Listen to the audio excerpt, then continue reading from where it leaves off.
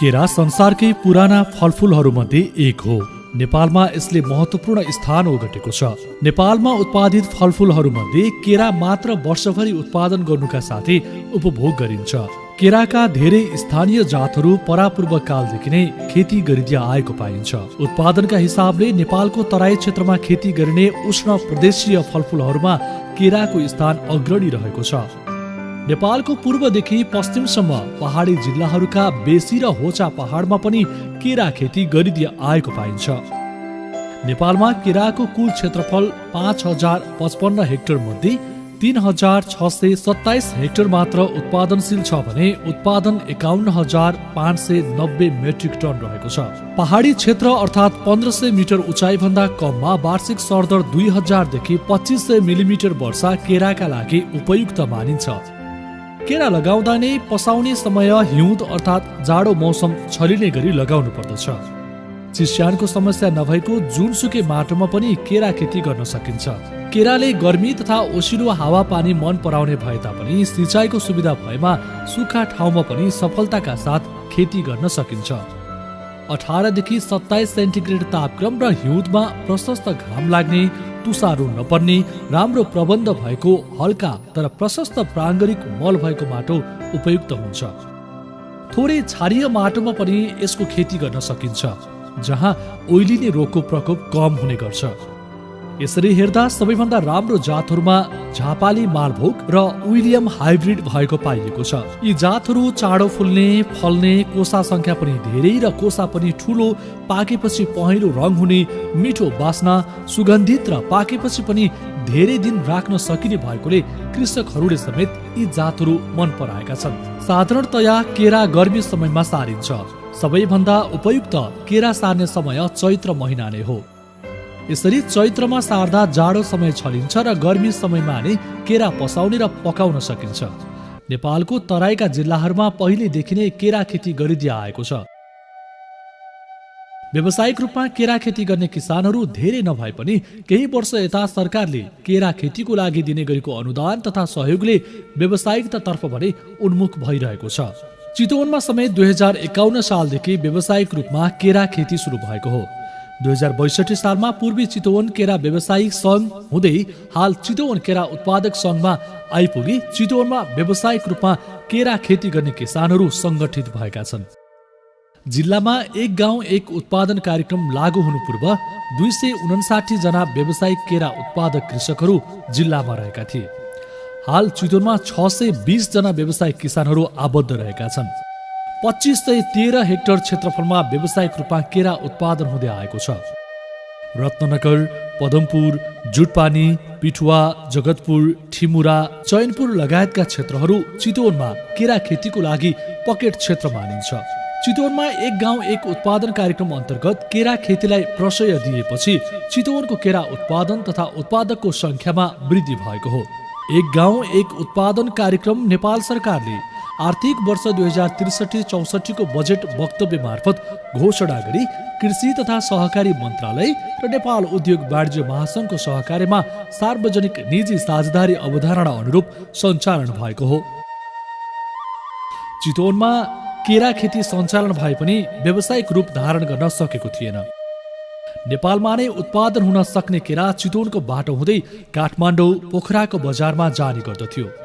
त्यसैले भारतीय केरालाई निरुत्साहित गर्दै उत्पादनमुखी कार्यक्रम सञ्चालन गर्ने उद्देश्यले उद्योग वाणिज्य सङ्घ चितवनले एक गाउँ एक उत्पादन अर्थात् ओन भिलेज ओन प्रोडक्ट कार्यक्रम सञ्चालन गरेको हो। नेपालमै उत्पादन हुन सक्ने केरा जस्तो वस्तु भारतबाट दिनै पछि यही चितवन भएर काठमाडौँ, पोखराको मार्केटमा गइरहेको हामीले देखेका थियौँ र एउटा लेभलसम्म केरा खेती अगाडि आएको थियो, तर त्यसले व्यावसायिक रूप धारणा गरेको थिएन र केरा चाहिँ सबैतिर लगाउन सकिने, घर घरमा पनि लगाउन सकिने र ठुलो प्रविधि पनि नचाहिने त्यो भएको हुनाले चितवनमा केरा उत्पादन गर्यौँ भने यसले मार्केट सहज रूपमा लिन सक्छ र यसलाई व्यावसायिक रूप दिन सकिन्छ। त्यसकारण यसको उत्पादन हामीले यहाँ सुरु गर्नुपर्छ र भारतीय उत्पादनलाई विस्थापित गर्नुपर्छ, भारतीय आयातलाई विस्थापित गर्नुपर्छ।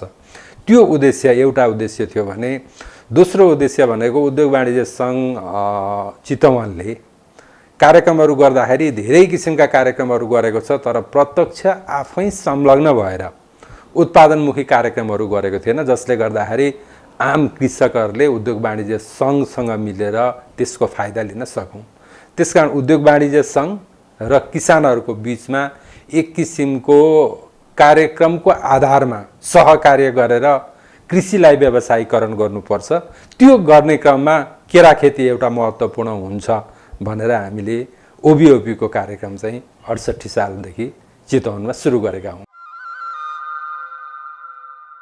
यस एक गाउँ एक उत्पादन कार्यक्रम अन्तर्गतको केरा खेतीलाई प्रवर्धन गर्न उद्योग वाणिज्य सङ्घ चितवन संयोजक रहने गरी जिल्ला कृषि विकास कार्यालय चितवन, जिल्ला विकास समिति चितवन, जिल्ला सहकारी डिभिजन कार्यालय चितवन, चितवन केरा उत्पादक सङ्घ लगायतका निकायहरू लागि परिरहेका छन्।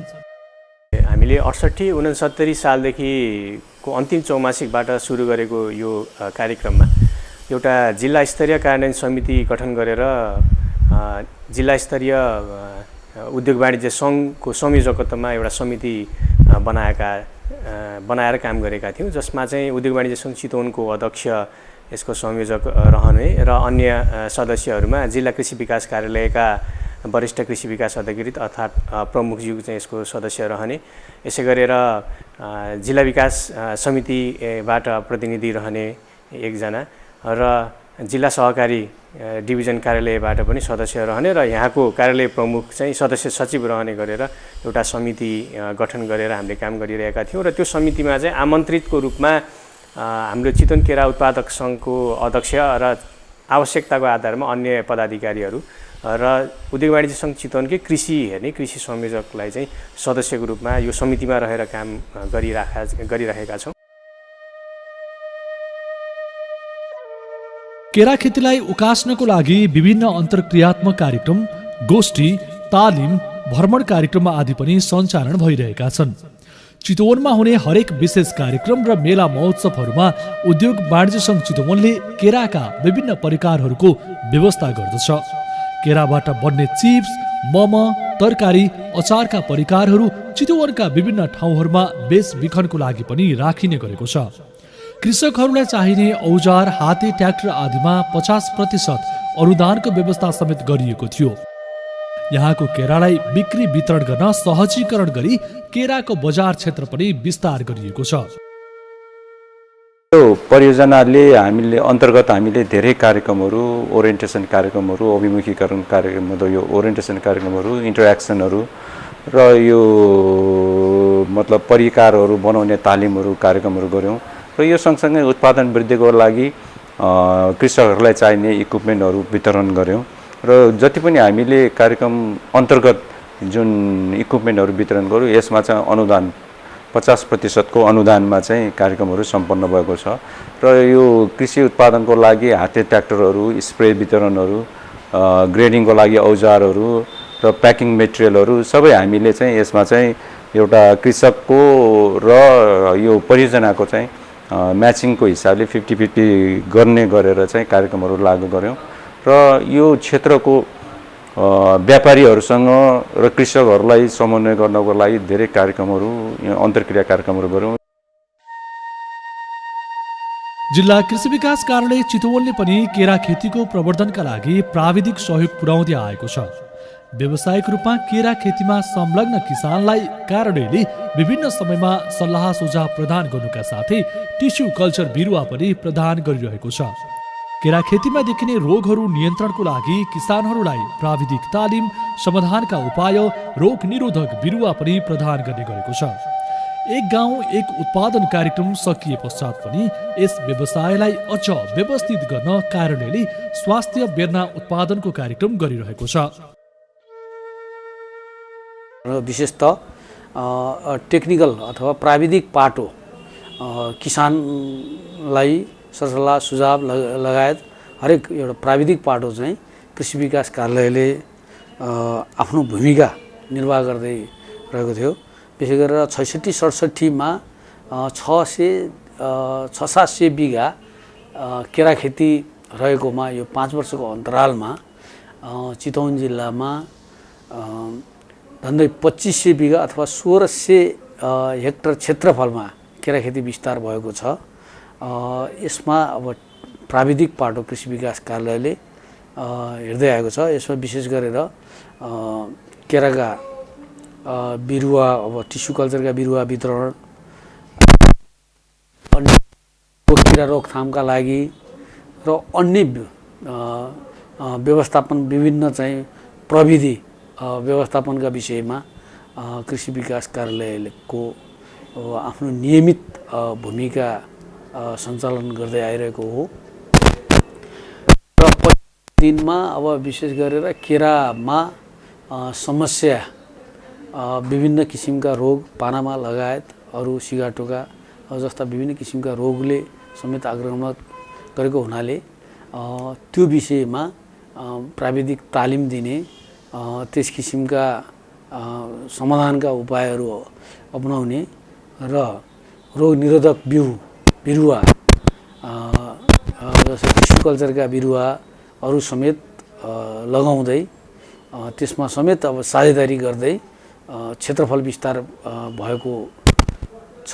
आगामी दिनलाई अझ यसलाई व्यवस्थित गर्नका लागि यस वर्ष, गत वर्षदेखि कृषि विकास कार्यालयले स्वास्थ्य बेर्ना उत्पादनका लागि प्लास्टिक सिल्भर नेट संरचना सहितको प्लास्टिक घर निर्माण गर्ने, त्यसभित्र चाहिँ स्वास्थ्य बेर्ना उत्पादन गर्ने, त्यसपछि स्वस्थ माउ उत्पादन गरेर र स्वास्थ्य बेर्ना चाहिँ सर्वसाधारणका लागि समेत स्वास्थ्य बेर्ना वितरण गर्ने योजना अन्तर्गत कार्यक्रम गरिरहेको छ। धान, मकै, गहुँ, कोदो लगायतका उपभोग्य वस्तुको उत्पादन गर्दा समय र लागत उच्च हुने हुँदा केरा खेतीतर्फ आकर्षित भएको किसानहरूको भनाइ छ। घर खर्च चलाउन, बालबच्चा पढाउन समेत कृषकहरूलाई अहिले सजिलो भएको छ। यस खेतीबाट सन्तुष्ट भएको र वार्षिक रूपमा बिगाको 2 लाख रुपैयाँ आम्दानी भएको व्यावसायिक कृषक बताउँछिन्। बच्चाहरू पढाउन हामीलाई एकदम गाह्रो थियो। अरू खेती, धान खेती, मकै खेतीले बच्चाहरू पढाउन, घर चलाउन एकदम गाह्रो थियो। केरा खेतीले बच्चाहरू पढाइयो हैन, बच्चाहरूलाई इन्जिनियर पनि बनाइयो क्या यही केरा खेतीबाट। अनि त्यसबाट हामी धेरै सन्तुष्टि छ। वार्षिक रूपमा बियाको 2 लाखको दरले आम्दानी हुन्छ। केरा खेतीमा राम्रो सम्भावना देखिएपछि व्यावसायिक रूपमा यसैमा आत्मनिर्भर हुने क्रम पनि किसानहरूमा बढेको छ। तर यस व्यवसायको सञ्चालनका क्रममा आउने विभिन्न समस्याले पनि किसानहरू बेला बेलामा चिन्तित हुने गरेका छन्। हावाहुरीको कारण वार्षिक रूपमा केरामा हुने क्षति एकातिर छ भने त्योभन्दा ठूलो समस्या भारतीय केराले पारेको कृषकहरूको गुनासो छ। भारतीय केराहरू नेपाल आउँदा यहाँको उत्पादनले बजार नपाउनु मुख्य समस्या हो। सबभन्दा ठुलो समस्या भनेको अब हामीलाई यो हावाहुरी भन्दा पनि भारतीय केरा नै भन्छु मैले। हामी कहाँ उत्पादन अलिक कम भएको अवस्था र भारतबाट प्रशस्त मात्रामा आएर यहाँको थोरै उत्पादनलाई धेरै उत्पादनले पेलेको अवस्था हो सधैँभरि। र यो हरेक वर्ष त्यसरी नै हुने गरिरहेको छ। र अहिले यतिखेर पछिल्लो समयमा चाहिँ चितवन जिल्लामा पनि उत्पादन वृद्धि भएको छ, लगायत अन्य विभिन्न 13वटा जिल्लाहरूमा केरा खेती विस्तार भइरहेको अवस्था छ। यसले गर्दा अलिकता नेपालमा नै केरा अलि बढी उत्पादन भएर भारतबाट अलिक कम आएको र नेपालको उत्पादनको क्वालिटी पनि अलिकता राम्रो भएको अवस्था छ। यो केले भयो भन्दा सबै मान्छेहरू व्यावसायिक सचेतना भयो र एक गाउँ एक उत्पादन कार्यक्रमले बजारका कुराहरूदेखि लिएर कहाँ बेच्ने, कसरी बेच्ने भन्ने कुराहरू पनि त्यसबाट सुरु भयो। एक गाउँ एक उत्पादन कार्यक्रम लागू भएसँगै फस्टाएको केरा खेतीलाई प्रवर्धन गर्न यहाँका तरकारी तथा फलफुल व्यवसायहरू पनि लागि परिरहेका छन्। केराको बजारीकरणको लागि 2051 सालबाट नै चितवनको एक मात्र फलफुल तथा तरकारी थोक बजारका व्यवसायीहरूले सहयोग गरिरहेका छन्। व्यावसायिक रूपमा केरा उत्पादन फस्टाएसँगै यहाँको केरालाई काठमाडौँ, बुटोलको बजारसम्म पुर्याउनुको लागि फलफुल तथा थोक व्यवसाय सङ्घ नारायणगढले विभिन्न अन्तर्क्रियात्मक कार्यक्रमहरू सञ्चालन गरी देशका विभिन्न क्षेत्रमा व्यवसायीहरूलाई यहाँको उत्पादनको विषयमा जानकारी गराएको छ। आज चितवनमा उत्पादन भएका केराहरू नारायणगढ सहित काठमाडौँ, पोखरा, बुटोल, दाङ, बेनी लगायतका बजारहरूमा बिक्री वितरण भइरहेको छ। तर दशैं तिहार जस्ता चाडपर्वमा भने चितवनको उत्पादनले मात्र नधान्य हुँदा भारतीय केराहरू अझै पनि भित्रिने गरेका छन्।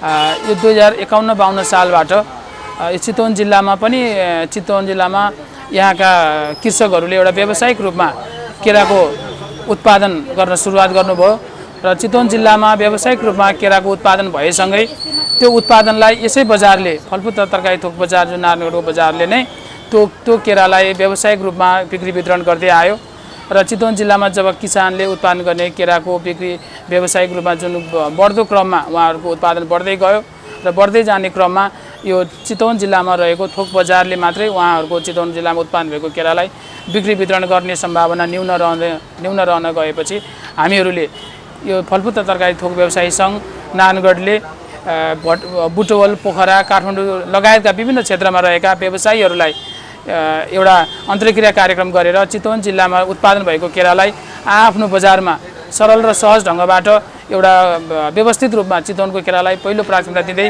बिक्री वितरण गर्नको लागि हामीले विशेष कार्यक्रमहरू सञ्चालन गऱ्यौँ र जसका कारणले गर्दा चितवन जिल्लामा उत्पादन भएका केराहरू खरिद गर्नका लागि विभिन्न बजारहरूबाट व्यवसायीहरू चितवन आउने क्रम बढ्दो भयो र चितवन जिल्लामा उत्पादन भएका केराहरू जुन कि चितवनका किसानहरूले आफ्नो बारीबाट आफ्नो खेतबाट नै विभिन्न किसिमका बजारहरूमा व्यवसायीहरूलाई एउटा प्रतिस्पर्धा गराएर आफ्नो उत्पादनको सही मूल्य प्राप्त गर्ने अवसर व्यवसायी सङ्घले अथवा हाम्रो नारायणगढका व्यवसायीहरूले त्यो सिर्जना गर्नुभयो जसको कारणले गर्दा आज चितवन जिल्लाको केरा नारायणगढ बजारमा मात्र नभइकन नारायणगढ बजारका वरपर रहेका काठमाडौँ, पोखरा, बुटवल र पश्चिममा दाङसम्म र बेनी बागलुङसम्मका बजारहरूमा चितवनको केरालाई एउटा विशेष रूपले हामीले अहिले